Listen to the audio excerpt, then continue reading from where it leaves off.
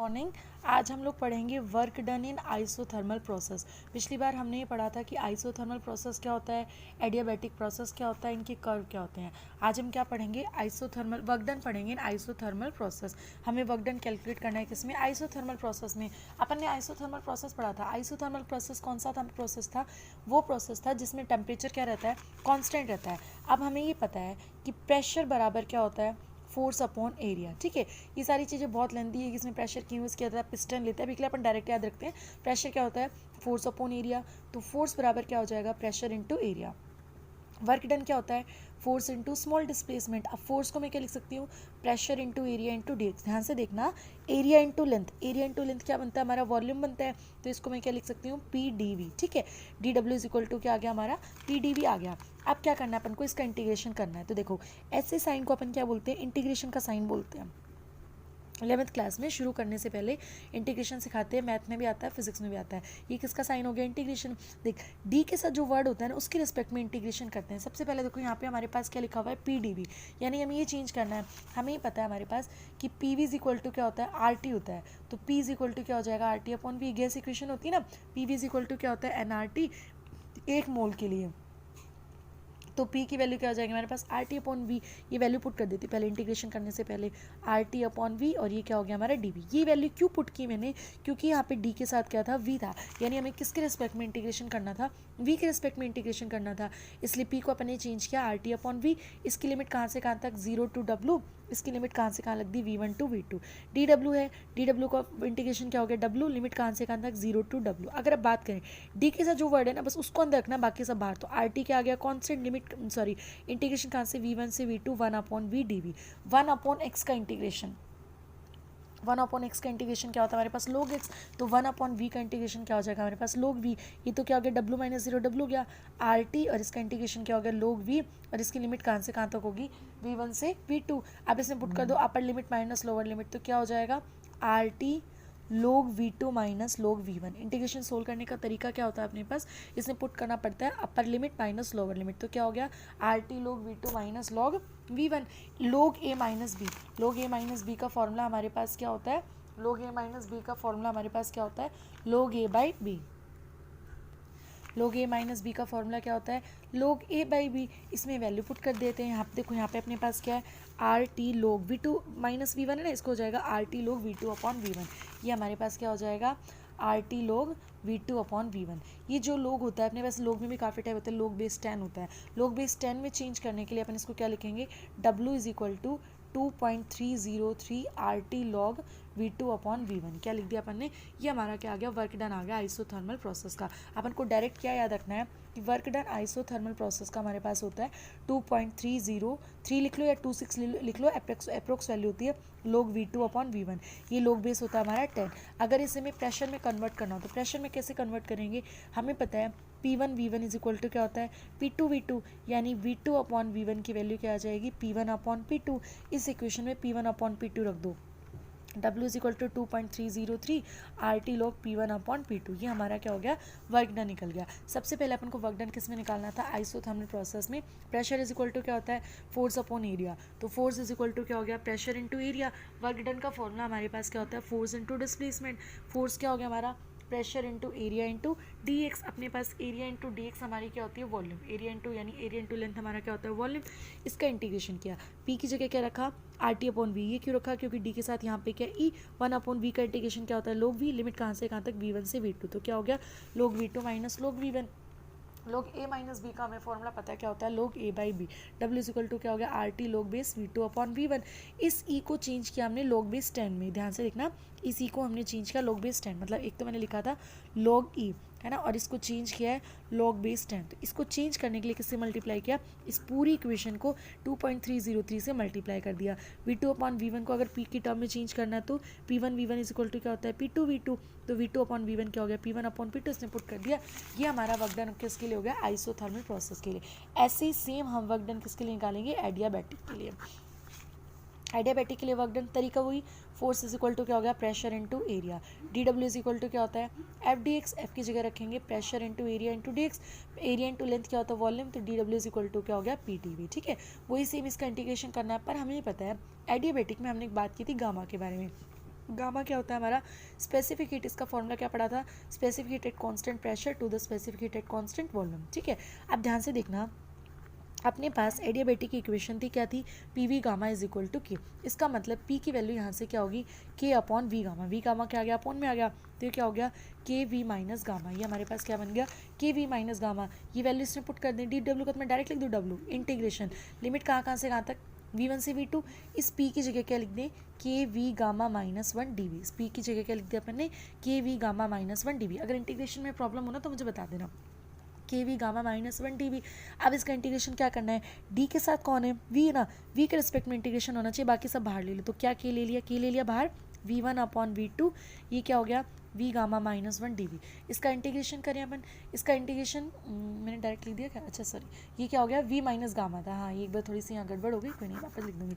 ये क्या था अपने, के वी माइनस गामा था, मैंने इंटीग्रेशन कर दिया, ये लिखा मैंने, W is equal to v1 से v2 लिमिट के V minus gamma D V. ठीक है, अब इसको आगे सोल्व करूँगी, डब्ल्यू इज इक्वल टू के ले लो बाहर, अंदर क्या बचेगा, v1 से v2 V minus gamma D V. अपन इंटीग्रेशन कैसे सोल्व करते हैं, इंटीग्रेशन का जनरल फॉर्मूला होता है X raise to power N D X है, तो फॉर्मूला क्या होता है, X raise to N plus 1 divided by N plus 1, मतलब जो अपने पास है उसमें एक ऐड कर दो, तो यहाँ पे एक ऐड करना है, इसको ऐसे कैसे नीचे लिखना है, तो हमारे पास क्या बनेगा, डब्ल्यू इज इक्वल टू के वी माइनस गामा प्लस 1 और माइनस गामा प्लस 1, लिमिट कहाँ से कहाँ तक है, v1 से v2, ये अपना क्या हो जाएगा, w इज इक्वल टू के, इसको बाहर ले लो, क्या हो गया 1 माइनस गामा, अंदर क्या बचेगा v2 माइनस गामा प्लस 1, कैसे, एक बार इस v की जगह v2 रखेंगे, एक बार इस v की जगह क्या रखेंगे, v1 minus v1 1 minus gamma. ठीक है, तो ये क्या बन गया अपने पास, k को अंदर मल्टीप्लाई ले लो, 1 अपॉन 1 माइनस गामा, क्या हो गया, के v2 minus gamma plus 1 minus के v1 1 माइनस गामा। अब हमें पता है एडियाबेटिक की इक्वेशन क्या होती है, P1 V1 gamma P2 V2 gamma सब किसके बराबर होता है, कांस्टेंट के बराबर होता है।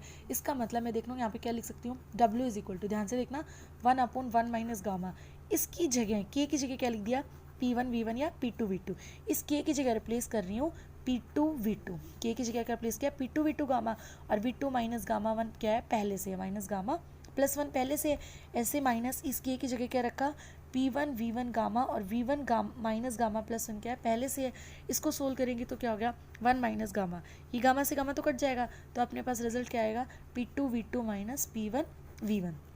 ठीक है, अब हमें पता है कि गैस इक्वेशन क्या होती है, यानी P1 V1 किसके बराबर होगा, RT1 के, और जो P2 V2 है वो किसके बराबर हो गया, RT2 के। तो W इज इक्वल टू क्या आ गया, 1 upon 1 minus gamma, P2 V2 की जगह क्या लिख दिया, RT2 माइनस RT1, तो W इज इक्वल टू हमारा क्या निकल गया, R कॉमन ले लो, T2 minus T1 is equal to क्या हो गया, gamma divided by gamma minus 1। ये हमारा वर्क डन किस में होता है, एडियाबैटिक में। अगर इसे हमें चेंज करना है कैलोरी में तो किससे डिवाइड कर देंगे, और जूल से। देखो इसमें क्या याद रखना अपन को, एडियाबैटिक का फॉर्मूला क्या होता है, force is equal to pressure into area, D W क्या हो गया, F into D X, F की जगह हमने क्या लिखा, pressure into area, area into D X हमारा क्या बन गया, वॉल्यूम बन गया, D W is equal to क्या हो गया, पी टी वी। हमें पता है गामा इज इक्वल टू क्या होता है, C P upon C V, मतलब रेशियो होता है specific heat at constant pressure, specific heat at constant volume. P V gamma क्या होता है, कि पी की वैल्यू निकालेंगे के अपॉन वी गामा, वी ऊपर गया तो क्या हो गया माइनस गामा, यहाँ मैंने थोड़ी मिस्टेक कर दी थी, K V minus gamma D we.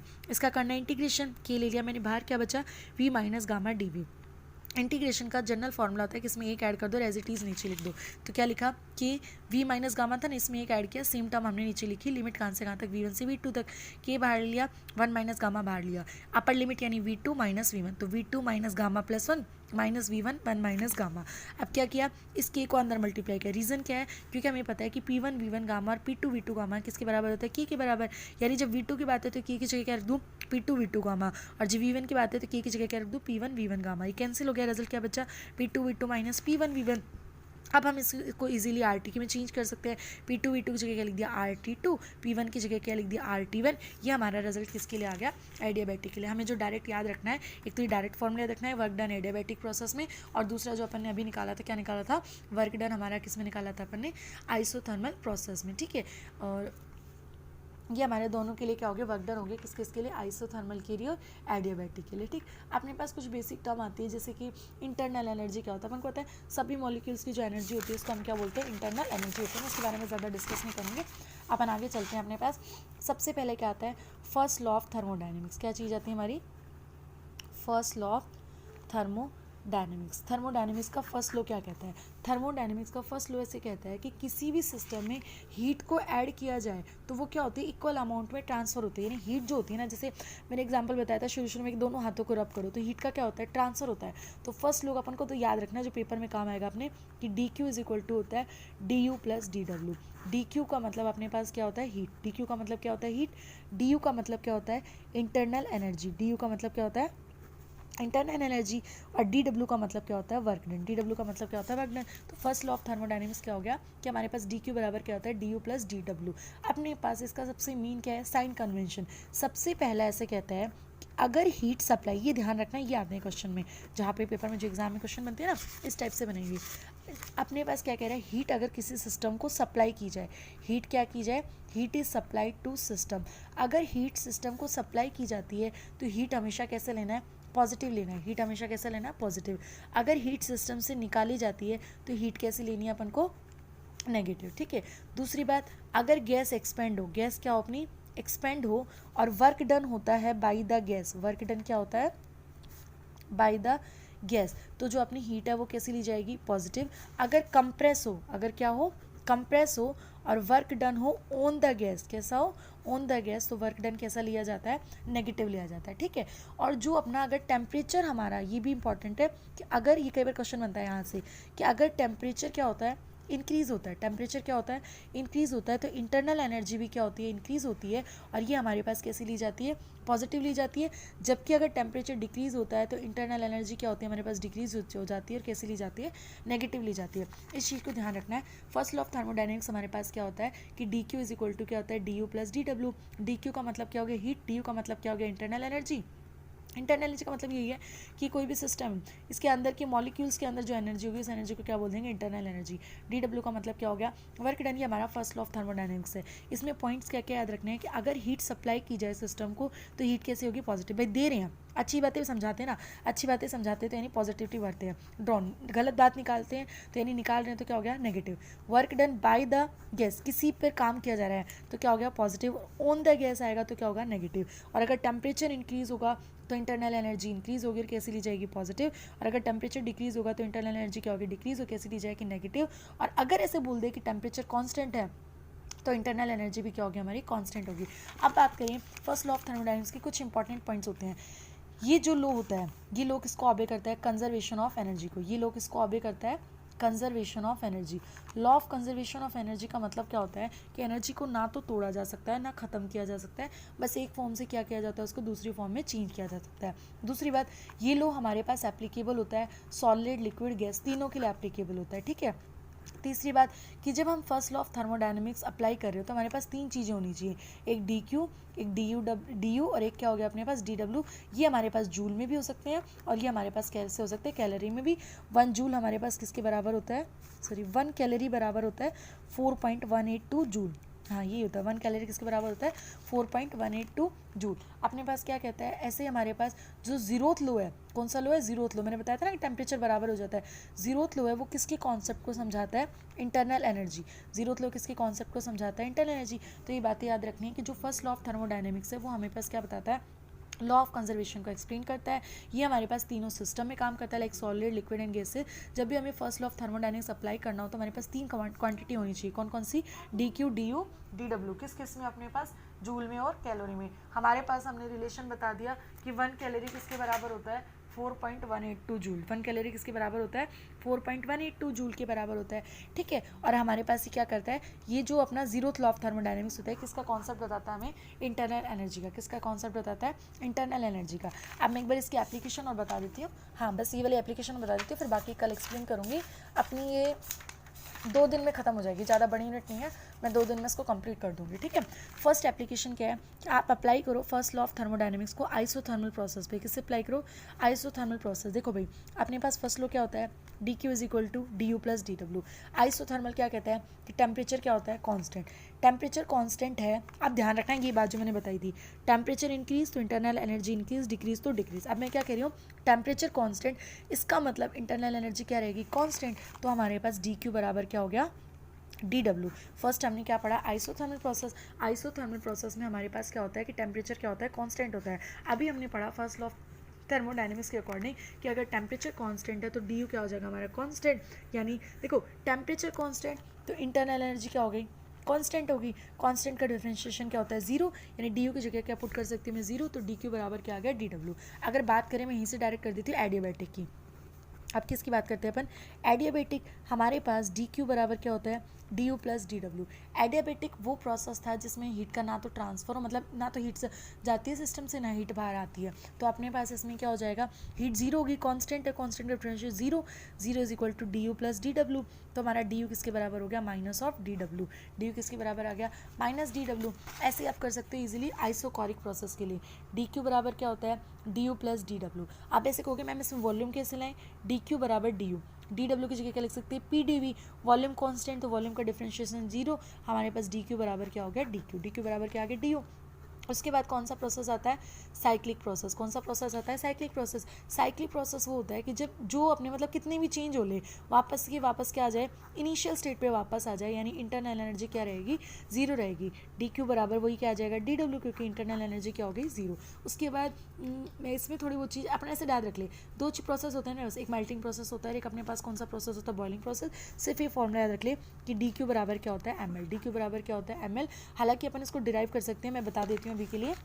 जैसे देखो अपने पास डी डब्ल्यू बराबर क्या होता है पी डी वी होता है, अगर वॉल्यूम कांस्टेंट है तो डी डब्ल्यू बराबर कितना हो गया जीरो, यानी डी क्यू बराबर क्या हो गया हमारा डी यू, डी क्यू बराबर हमारा क्या हो गया डी यू हो गया। और ये जो डी यू होती है इंटरनल एनर्जी, इसका फॉर्मूला क्या होता है मास इनटू लेटेंट हीट, जिसे अपन केमिस्ट्री में पढ़ते हैं ना लेटेंट हीट होती है। तो अपन को ज़्यादा कुछ याद नहीं रखना, सिर्फ याद रखो डायरेक्ट कि डी क्यू बराबर क्या होता है एम एल मेल्टिंग प्रोसेस के केस में, और बॉइलिंग प्रोसेस के केस में भी इससे क्या होता है डी क्यू बराबर एम एल। फिर ये क्वेश्चन से आ जाते हैं अपने पास कि कैसे बनते हैं, ठीक है। इसके बाद अपने पास इंपॉर्टेंट आता है जी कि जैसे मेयर्स फॉर्मूला क्या होता है, लिमिटेशन आएगी साइक्लिक नॉन साइक्लिक, मतलब 2 दिन में कंप्लीट हो जाएगी। आज इतना पढ़ो, एक बार मैं फटाफट से बता देती हूँ अपन ने क्या क्या चीज़ पढ़ी। सबसे पहले वर्क डन निकाला आइसोथर्मल प्रोसेस, अपन को डायरेक्ट की रिजल्ट याद रखना है। एक तो याद रखो इंटीग्रेशन में अगर प्रॉब्लम है तो 1/x का इंटीग्रेशन क्या होता है log x होता है। अपने पास सिंपल फॉर्मूला क्या था R T log e v2/v1, इस log बेस e को log बेस 10 में कन्वर्ट करना था, इसलिए मैंने किससे मल्टीप्लाई किया 2.303 से, ठीक है। ये हमारा वर्क डन निकाला आइसोथर्मल के लिए। फिर हमने वर्क डन किसके लिए निकाला एडियाबैटिक के लिए, एडियाबैटिक के लिए रिजल्ट क्या है RT2 - T1 गामा -1, गामा क्या होता है हमारा स्पेसिफिक हीट, यानी specific heat at constant pressure to the specific heat at constant volume. फिर फर्स्ट लॉ ऑफ थर्मोडायनेमिक्स मेन है, फर्स्ट लॉ ऑफ थर्मोडायनेमिक्स क्या होता है कि डी क्यू बराबर क्या होता है D U plus D W, D Q is the heat, D you is the internal energy, D W is the work done. Heat supply होगी तो पॉजिटिव, निकाली जाए कितने नेगेटिव, गैस एक्सपेंड हो गया ना बाई द गैस होगा तो पॉजिटिव और ऑन द गैस होगा तो नेगेटिव। टेम्परेचर इंक्रीज तो internal energy increase, temperature decrease तो internal energy decrease, temperature constant तो इंटरनल एनर्जी कांस्टेंट। ये किस किस को ऑब्जे करता है law of conservation of energy, solid liquid gas के लिए ये 3 क्वांटिटी होनी चाहिए, ये हमारे पास रिलेशन होता है। जीरोथ लॉ किसका कॉन्सेप्ट बताता है इंटरनल एनर्जी का। फिर इसकी एप्लीकेशन आई आइसोथर्मल, क्या हो गया कि टेम्परेचर कांस्टेंट हो गया, इसका मतलब temperature constant internal energy constant, तो इसका डिफरेंशिएशन क्या हो गया जीरो, डी क्यू बराबर क्या आ गया डी डब्ल्यू। ऐसे एडियाबैटिक के लिए हीट कांस्टेंट तो डी यू बराबर क्या आ गया माइनस डी डब्ल्यू। फिर क्या है अपने पास ये किसके लिए था आइसोकोरिक के लिए वॉल्यूम कांस्टेंट तो D we zero, D Q बराबर क्या आ गया डी यू। साइक्लिक प्रोसेस में क्या हो गया कि मतलब कितने भी नंबर ऑफ चेंजेस हो जाए वो वापस से वापस कहाँ आ जाए इनिशियल स्टेट पे आ जाए। और उसके बाद अपन को सिर्फ याद रखना है कि डी क्यू बराबर क्या होता है हमारा एम एल। ये एप्लीकेशन तक करना, फिर नेक्स्ट मैं कल बता दूंगी।